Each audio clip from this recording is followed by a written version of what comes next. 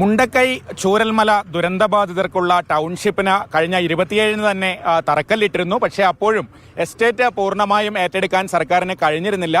ഹൈക്കോടതിയിൽ ഉടമകളുടെ കേസ് നിലനിൽക്കുന്നതായിരുന്നു കാരണം. എന്തായാലും ആ പ്രശ്നം ഇപ്പോൾ പരിഹരിച്ചിരിക്കുന്നു.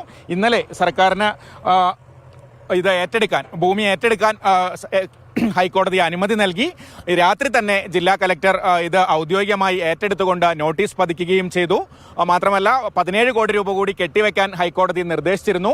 ആ നിർദ്ദേശപ്രകാരം ഇന്നലെ തന്നെ തുക കെട്ടിവെച്ച ശേഷമാണ് സർക്കാർ ഈ ഭൂമി ഏറ്റെടുത്തത്.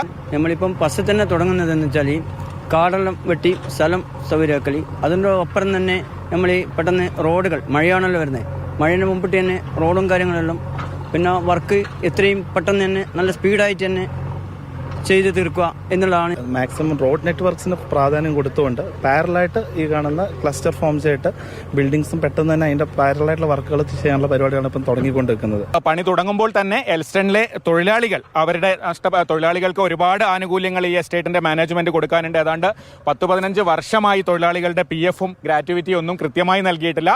അതിലുള്ള പ്രതിഷേധം അറിയിക്കാൻ എൽസ്റ്റേറ്റിലെ തൊഴിലാളികളും ഇവിടെ എത്തിയിട്ടുണ്ട്. കുറേ കാലങ്ങളായിട്ട് പലപ്പോഴും ഗവൺമെൻറ് തലത്തിൽ ഒത്തുതീർപ്പുണ്ടാക്കും, ചർച്ച ചെയ്യും, തീരുമാനം നടപ്പിലാക്കില്ല. അതാണ് മാനേജ്മെൻറ്റ് എടുത്തിരിക്കുന്ന ഒരു പൊതു നിലപാട് നമുക്ക് കാണാൻ വേണ്ടി കഴിയും. വർഷങ്ങളായിട്ടുള്ള പ്രശ്നമാണ്. ഒരുപാട് കുടിശ്ശിക അവർക്ക് കിട്ടാനുണ്ട്. അതെല്ലാം നേരത്തെ മുതലുള്ള പ്രശ്നമാണ്. അനവധി തവണ അതുമായി ബന്ധപ്പെട്ട് ചർച്ച നടത്തിയിട്ട് മാനേജ്മെന്റിന്റെ നിഷേധ നിലപാട് സ്വീകരിക്കുകയാണ്. തൊഴിലാളികളുടെ പ്രശ്നം പരിഹരിക്കുന്നതുമായി ബന്ധപ്പെട്ട ആ പ്രശ്നങ്ങൾ നിലനിൽക്കുന്നുമുണ്ട്. അക്കാര്യത്തിലും കൃത്യമായി തൊഴിലാളികൾക്ക് അനുകൂലമായ ഒരു തീരുമാനം ഉടൻ ഉണ്ടാകുമെന്നാണ് പ്രതീക്ഷിക്കുന്നത്. ഷമീർ മച്ചിങ്ങലിനൊപ്പം കമൽ, മാതൃഭൂമി ന്യൂസ്, വയനാട്.